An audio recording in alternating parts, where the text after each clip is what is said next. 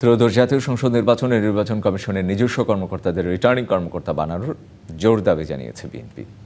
বুধবার দুপুরে আগারগাঁওয়ে নির্বাচন কমিশনের সঙ্গে সংলাপ শেষে সাংবাদিকদের কথা জানান বিএনপির স্থায়ী কমিটির সদস্য ডক্টর আব্দুল মঈন খান। এ বিষয়ে আরও কথা বলবো অনলাইনে অতিথি হিসেবে আমার সাথে যুক্ত আছেন চর্চা.কমের সম্পাদক সোহরাব হাসান।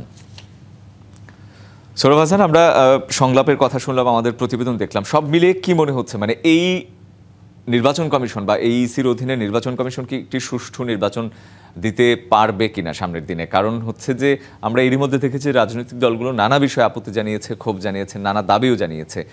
আর মাত্র অল্প কিছুদিন রয়েছে, এর আগে এই ধরনের সংলাপ, এই ধরনের রাজনৈতিক দলগুলোর কথাবার্তা, দাবি, এগুলো আসলে কিসের ইঙ্গিত বহন করে? না, এটা খুবই ইতিবাচক বলবো আমি। কারণ এ পর্যন্ত তো আমরা বিতর্ক দেখলাম জুলাই সনদ, তারপর জুলাই সনদ বাস্তবায়নের সুপারিশ ইত্যাদি নিয়ে। এখন রাজনৈতিক দলগুলো মোটামুটি এ ব্যাপারে একমত হয়েছে যে নির্বাচনটা করতে হবে, অর্থাৎ তারা নির্বাচনে যাবে। এখন সেক্ষেত্রে নির্বাচন পরিচালনার দায়িত্ব নির্বাচন কমিশনের। নির্বাচন কমিশন তাদের ডেকেছে, তাদের সাথে বৈঠক করেছে, আলোচনা করেছে। রাজনৈতিক দলগুলো নির্বাচন কমিশনের মনোভাব বুঝতে পারছে এবং তাদের দাবি দেওয়া দিয়েছে। এখানে তো আসলে এতটা বিতর্ক, এত প্রস্তাব এবং কোনোটার পক্ষে জোরালো বক্তব্য, কোনোটার পক্ষে জোরালো বক্তব্য, কোনোটার বিপক্ষে জোরালো বক্তব্যের একটাই কারণ, সেটা হচ্ছে যে পারস্পরিক আস্থার সমস্যা, আস্থার সংকট। মানে আমাদের রাজনৈতিক নেতৃত্ব যখন বিরোধী আন্দোলনে থাকে তখন যে তাদের মধ্যে ঐক্য দেখা দেয়, নির্বাচন বা সরকারে গেলে সেই ঐক্য অনেকটাই অবসান ঘটে, মানে ঐক্যটা থাকে না। নির্বাচন তো করবে জনগণ, তাদের ভোটাধিকার নিশ্চিত করার দায়িত্ব নির্বাচন কমিশনের, যেমন রাজনৈতিক দলগুলোরও।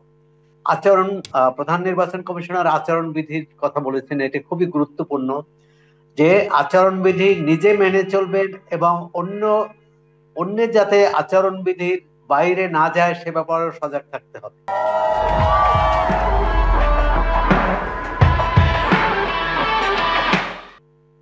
আবার নির্বাচনী প্রচারের নামে অন্যকে বাধাগ্রস্ত করার কোনো এখতিয়ার বা কোনো সুযোগ থাকবে না, এটাও নিশ্চিত করতে হবে।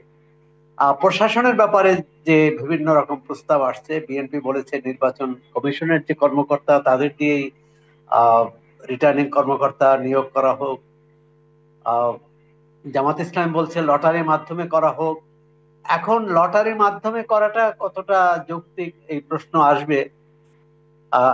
আমরা মনে করি যে নির্বাচন কমিশনের নিজস্ব লোকবল, অর্থাৎ তাদের কর্মকর্তাদের যদি দায়িত্বশীল পদে বসানো যায়, সেটি একটি নিরপেক্ষ, মানে বিতর্কটা কম হবে। কারণ সাধারণত আমরা প্রশাসনের লোকদেরই, বিশেষ করে ডিসিদের এই দায়িত্ব দেওয়া হয়, এবং সেটা নিয়ে বিতর্ক হয় যে কে কোন দলের।